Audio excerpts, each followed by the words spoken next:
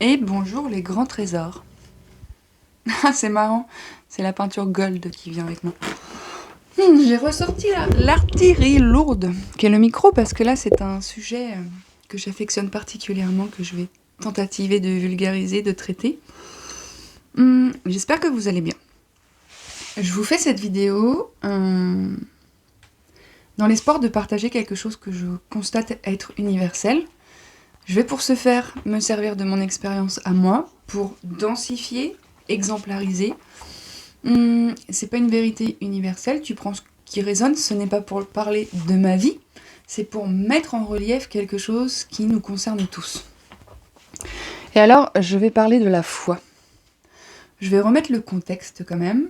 Je suis arrivée il y a maintenant 20 jours dans cette nouvelle région. J'ai trouvé un logement, enfin c'est le logement qui m'a accueilli, qui a rendu possible mon déplacement, depuis lequel, je ne sais pas si vous avez suivi un peu, mais il y a eu un effondrement, une reconstruction, les deux cohabitent ensemble, l'effondrement fait advenir la construction pousse à l'effondrement dans certains espaces en moi. Et en fait, là, aujourd'hui, ce matin, à 13h, ah oui, pour remettre le contexte, j'ai signé un CDI il y a maintenant une semaine, le premier CDI de ma vie, en vendeuse en boulangerie. Je dis ça parce que c'est important que je dise ça. Et du coup, dans cet espace qui était ce travail, il y avait des choses qui m'animaient. Le fait d'être au contact des gens, le fait d'avoir 3 jours et demi de repos consécutifs, le fait de bosser de 6h à 13h, faisait que j'avais tous mes après-midi que je pouvais dédier à mes accompagnements, aux espaces collectifs que j'ai envie de tenir et que je propose déjà un peu jusqu'à présent. Et en fait, figurez-vous que quand je suis revenue du travail aujourd'hui, la patronne a voulu me voir pour me dire que la période d'essai était terminée, qu'elle y mettait un terme et qu'on allait s'arrêter là. Et en fait, je travaillais dans 2 boulangeries. Une plutôt dans un village en haut de la vallée, un peu plus loin dans la vallée, un peu plus haut, donc beaucoup plus paisible, calme, genre j'y suis allée 4 fois, j'ai dû faire 50 personnes en 5 heures. Et hier, j'étais plutôt à la maison mère, plutôt dans la plaine. Donc, hier matin, de 6h30 à midi, j'ai plutôt vu 300 personnes.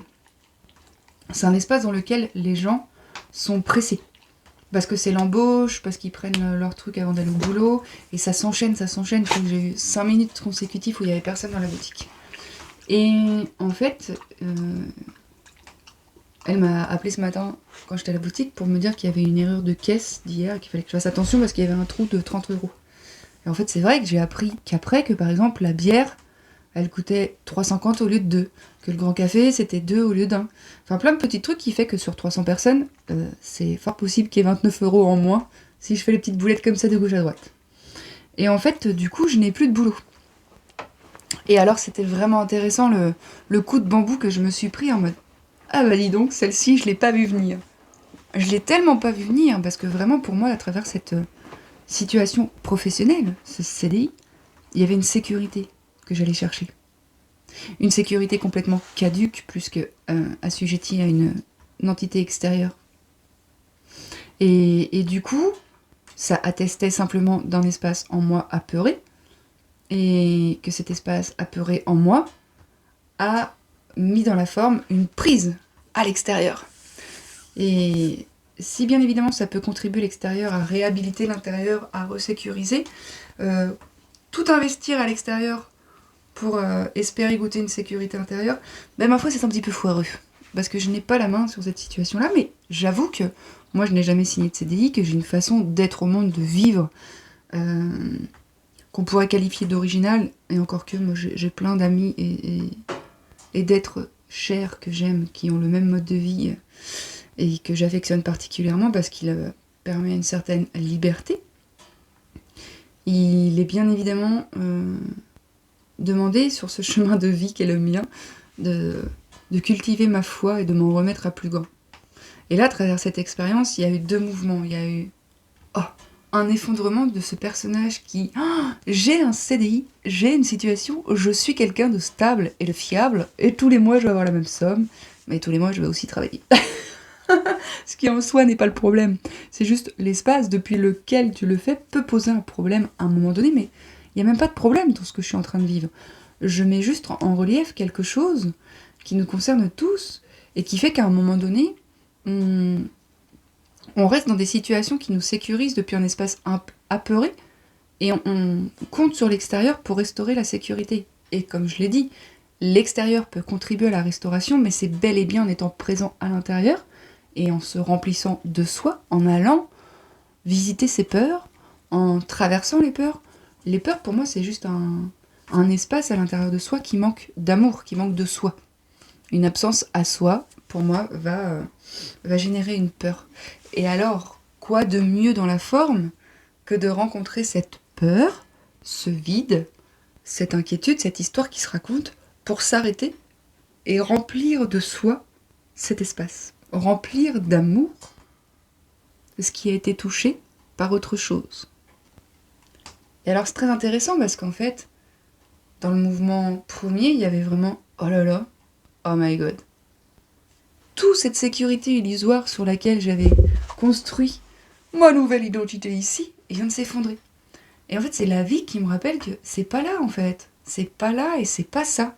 Et la sécurité, va falloir que tu la restaures depuis ton centre, en mettant en place des actions cohérentes avec qui tu es et ce que tu veux. Et alors là, vraiment, moi, ce CDI, c'était terminé Balzac, j'ai tamponné, ma vie, elle est réglée maintenant. Pendant plusieurs mois, je sais ce que je fais, pendant plusieurs mois, c'est millimétré, c'est cadré. Alors qu'en fait, moi, vous rencontrer, c'est ce que j'affectionne le plus, mais l'espace de la boulangerie ne le permet pas forcément, puisque sur 5 heures, quand tu brasses 300 personnes, si tu fais le ratio minutes, c'est très rapide, donc tu peux même pas trop tisser. Et en fait, je vois bien, avant d'aller signer CDI, j'étais allée visiter un centre Perce-Neige pour promouvoir mes activités de yoga du rire et les proposer. Ils ont dit oui, il n'y a pas de souci. Je vois bien qu'en attendant, entre-temps, j'ai des personnes qui m'ont demandé des consultations en présentiel. Je vois bien qu'en fait, il y a un cabinet qui se libère, enfin qui est disponible dans la bourgade d'à côté, dans laquelle je vais me délocaliser au mois de janvier. Donc en fait, tout est vraiment pris en charge à chaque fois. Et qu'en fait, il s'agira encore une fois de cultiver l'espace à l'intérieur, de cultiver la détente, d'étirer, de méditer, de danser, de tisser avec des gens avec lesquels vous vous sentez en sécurité pour qu'alors ça s'ouvre.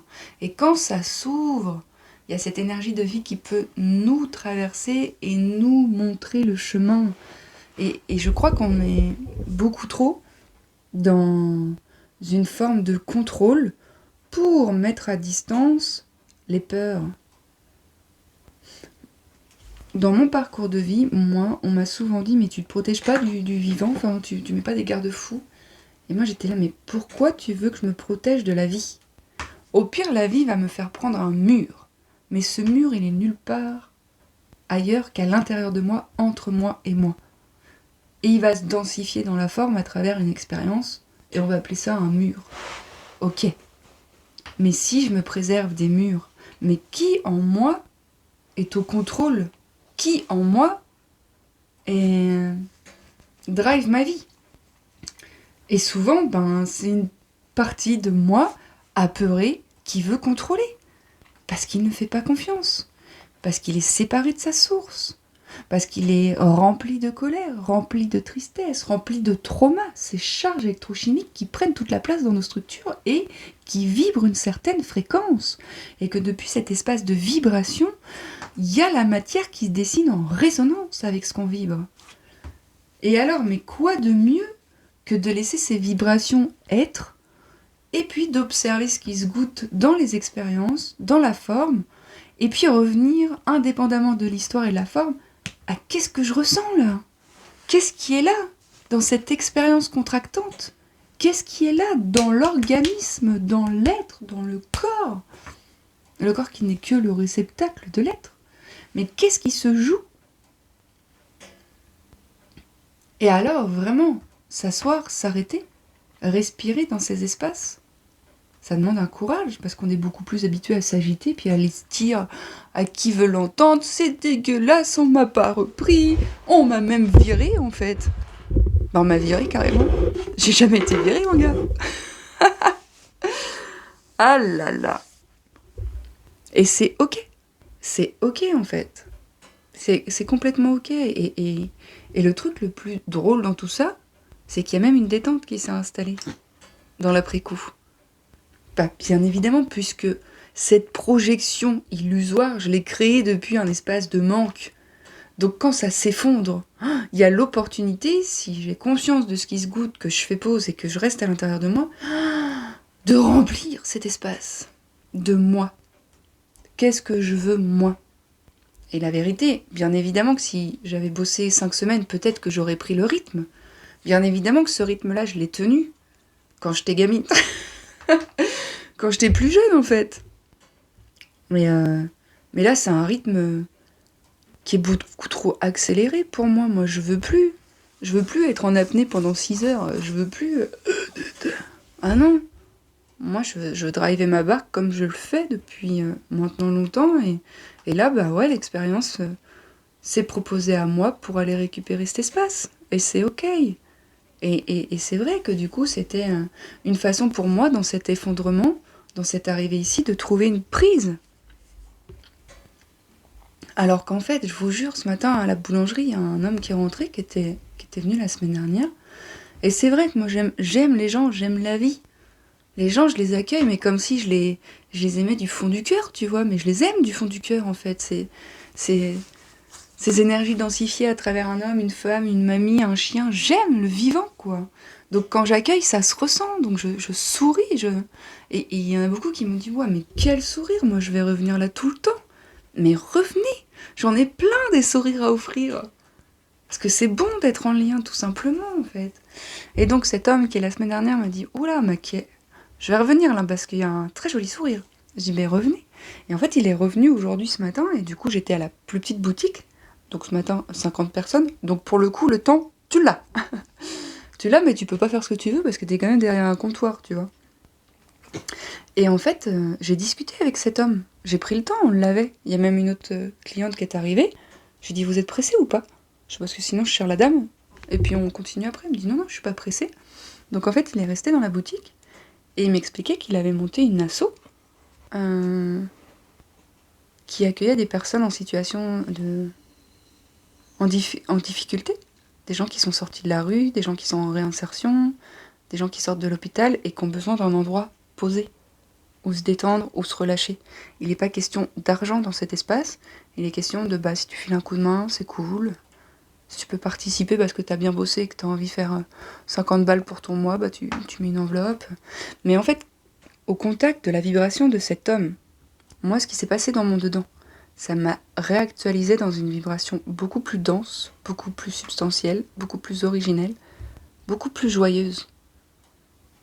Et en fait, il me parlait et j'avais les larmes qui me montaient aux yeux. J'avais un ange en face de moi, en fait.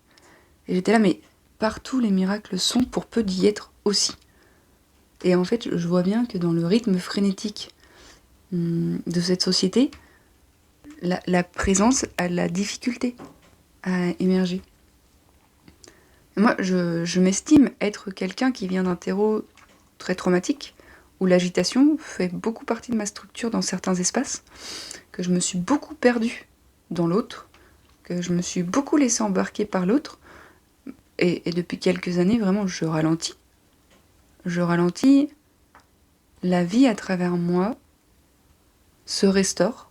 Il y a des grosses libérations, des grosses épreuves initiatiques, la vie, quoi, la vie de façon organique qui me traverse avec ses cycles. Et en fait, au contact de la vibration de cet homme, ça m'a ramené à ce que je voulais plus. En fait, c'est très drôle que 4 heures après, la personne qui m'embauche me dise on va s'arrêter là. Et en fait, je vois bien qu'il y a quelque chose qui se repose. Et que pour autant, il y a plein d'autres espaces qui s'ouvrent. Mais qui sommes-nous pour penser devoir contrôler l'expérience?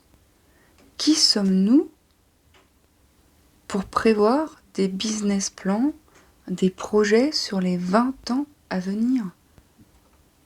Qui en nous assujettit le vivant qui nous traverse parce qu'on ne veut pas ça et qu'on veut plus ça. Assurément qu'il s'agit de traits de personnalité, de parties de nous blessées qui ont été kidnappées de leur originalité, qui n'ont pas eu le droit de s'exprimer dans leur authenticité. Et nous sommes issus, pour la majeure partie d'entre nous, d'un terreau traumatique qui, effectivement, a mis à mal nos authenticités, si bien que même aujourd'hui, ressentir de la colère, de la frustration, ou quoi qu'est-ce, c'est interdit pour beaucoup d'entre nous. Et quand je vous parlais d'un d'effondrement, j'ai eu un commentaire qui dit « Ah oui, moi aussi, dans ma structure familiale », parce que moi, quand j'ai fait la vidéo sur l'effondrement, j'ai parlé de ma structure familiale dans laquelle l'effondrement n'était pas autorisé. Mais en fait, c'est même pas qu'il était interdit, hein. C'est qu'il était même pas conscientisé comme étant une manifestation directe du vivant. C'est quelque chose dont je parlais de ma structure familiale à moi, mais sociétalement parlant, où sont les espaces d'effondrement autorisés? Ils le sont uniquement quand le corps ne peut plus suivre. Ils le sont quand il y a un burn-out. Ils le sont quand il y a une maladie. Comme si ça autorisait enfin l'effondrement. Mais c'est déjà presque trop tard. Alors c'est pas trop tard dans le sens où c'est pas condamné, mais avant la maladie, avant le burn-out, il y a déjà des signes avant-coureurs qui attestent de quelque chose qui ne va plus. Et on va au bout, parce qu'on n'est pas éduqué à laisser le vivant se goûter comme ça. On n'est pas éduqué à essayer par-ci, ça va pas, je rechange. Tiens, je vais par là parce que c'est par là que ça m'appelle. Oh, mais demain, j'irai peut-être plutôt par là. Parce qu'on a construit des autoroutes, des routes contrôlantes, limitantes, où on veut contrôler l'expérience. Mais en fait, le vivant est plus puissant que toutes les barrières de contrôle que tu vas mettre. Hein. Mais bien sûr, mais tellement. Mais tellement. Et au plus on retient le vivant, et au plus, quand on se prend un retour de bâton, on le sent passer. On le sent passer. J'ai des aimés actuellement qui traversent des effondrements dans leur structure identitaire, mais tellement souffrants. Mais oui, parce qu'il y a tellement de choses qui n'ont pas été autorisées à être, que quand ça sort, c'est un pougli-blougla de tellement de mémoire et d'énergie stockée que le cerveau, mais il comprend Chiban. Et c'est souffrant, et ça existe, ces périodes-là. Et c'est qu'elle est la résultante d'une vie qui n'a pas été autorisée à se goûter selon un plan plus large. Et c'est une vie qui s'est goûtée dans un fonctionnement étriqué, dans des conditionnements limitants, qui fait qu'à un moment donné, mais ça explose, quoi. Et c'est des moments de grâce, ces explosions. Alors, ô combien, et je minimise pas, hein. Je suis passée par plein de stades d'effondrement, je suis passée par la psychiatrie, je suis passée par les médicaments, je suis passée par plein de choses qui m'ont fait expérimenter une souffrance à vouloir t'arracher la peau, mon gars. Mais clairement, mais je mesure mes propos, je pèse mes propos. C'était vraiment un truc, une perte de sens totale. Et c'est vraiment des opportunités de croissance magnifiques. Mais il faut un terreau qui soutient, il faut... Quand la foi, elle est plus à l'intérieur de soi, il faut la trouver à l'extérieur. Il faut la trouver dans ces gens qu'on aime et qui nous soutiennent. Il faut avoir la vulnérabilité de poser un genou à terre et de dire « la main, j'en chie ». Il faut s'offrir comme ça pour que l'autre puisse se positionner et dire « moi, si tu veux, j'ai un canapé chez moi, en fait. Moi, si tu veux, j'ai... » Parce que c'est bien dans le collectif qu'on va recréer ce qui a toujours été. Une humanité qui peut se goûter depuis des valeurs universelles qu'on porte tous dans le plus profond de notre cœur. L'amour, le partage, l'entraide. Il n'y a rien de plus noble, de plus nourrissant que de servir l'autre. Mais tellement, mais pas depuis un espace de sacrifice, depuis un espace de soutien et d'effacement de la personnalité qui se doit de performer, mais dans le simple sourire. Et là, moi, à travers ce que j'expérimente, il y a des personnes qui sont rentrées dans mon champ, j'appelle champ, mes perceptions, qui m'offrent un soutien, mais inconditionnel. Je restaure tellement de choses dans ce passage. C'est incroyable.